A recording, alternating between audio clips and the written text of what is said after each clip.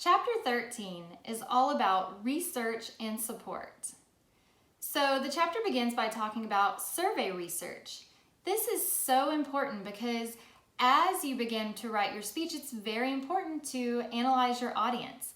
And in order to analyze your audience, you may have to give them a survey. You may want to know what they already know about the topic or what they don't know, what misconceptions they have, or what questions they have. And then you can move on and work on some evidence research. And this is great. This is great for citing sources.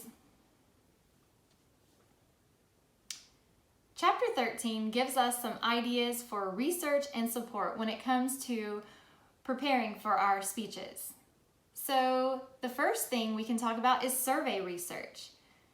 It's very important, as you know, to analyze your audience. And a great tool for analyzing your audience is conducting a survey.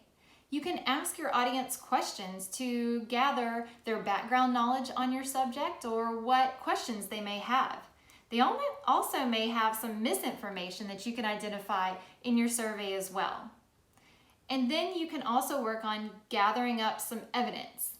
This is where it's important to cite your sources, and you can use evidence such as statistics, where you use numerical data to illustrate or teach your audience about your topic. You can use examples, and the book lists several different types of examples to use throughout your speech. You can use comparisons, and you have already learned the difference between similes and metaphors. And then you can also use quotations. But be careful not to use the halo effect, where you identify one expert in one field and transfer their credibility to another area, which, as you saw in your book, advertisers tend to do this a lot. And then, of course, the book talks a lot about visual aids.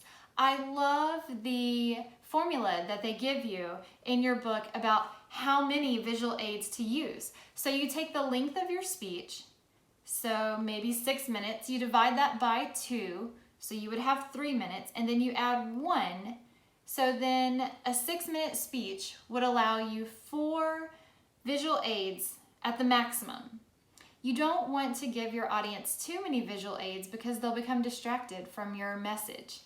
And the book mentions several different types of visual aids and their advantages and disadvantages. So I hope you enjoy reading this week about research and support as we prepare for your first informative speech.